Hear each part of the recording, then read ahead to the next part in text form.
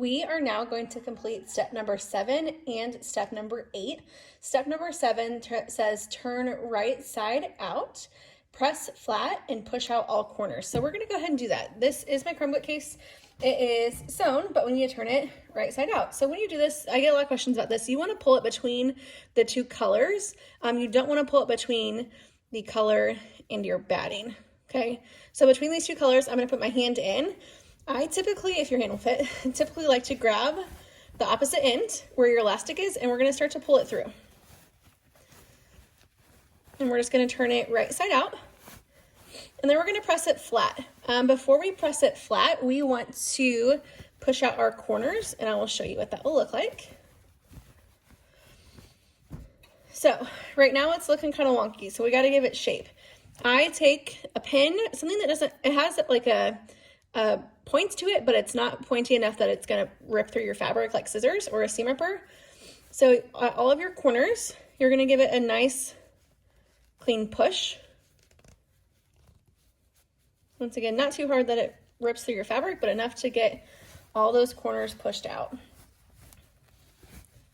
And you'll do this for all 4 corners. And now that we have it turned inside out, we'll push out our corners, and then once we do that, we're going to press it flat.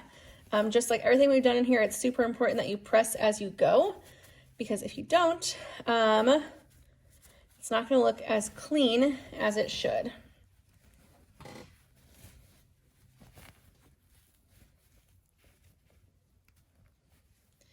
Corners are looking good. I'm going to grab another little tool that I have to make it a little more crisp.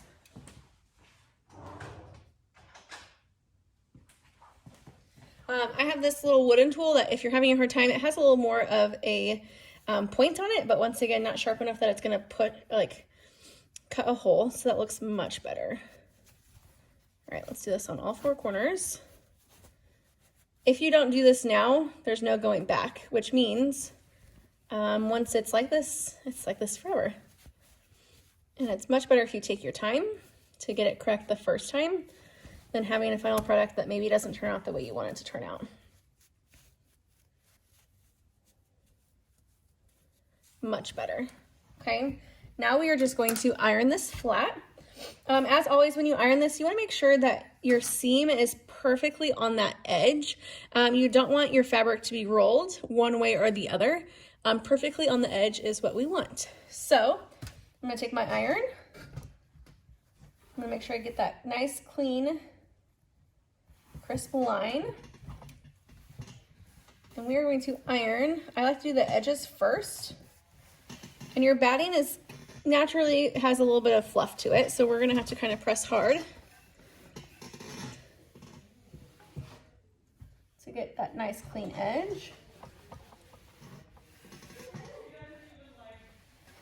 And I'm going to pull it this way so you can see it.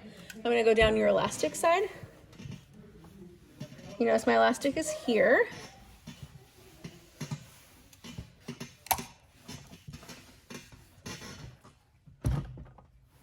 Our ironing board is not quite big enough for it to fit on here perfectly, so you probably have to move it as you go.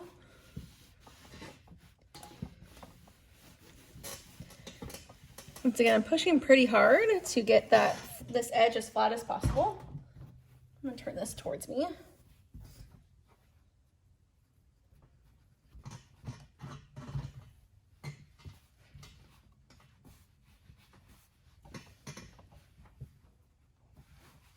Nice clean edge as you go.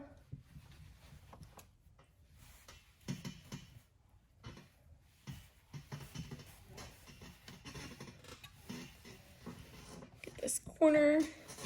I'm still not loving this corner, so I may give it one more push.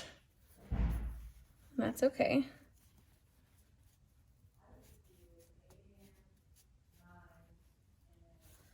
All right. Get this nice and flat, and then I'm going to show you step number 8 says fold raw edges of opening in so you no longer see the raw edges, pin in place. So we have an opening right here, and we've had opening on every single project we've done so far that we need to close up.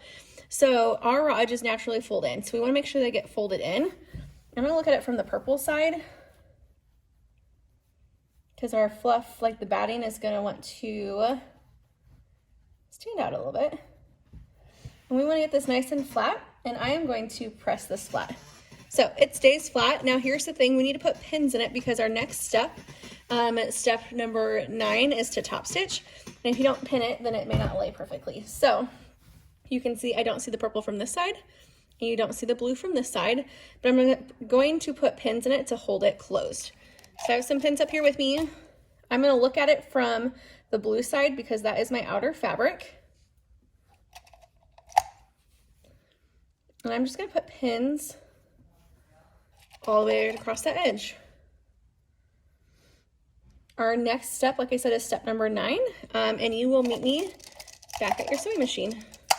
But before you get back to your sewing machine, confirm one last time that all of your edges are nice and pressed flat, and your elastic is opposite from your opening, and you have your opening pin closed. Thank you.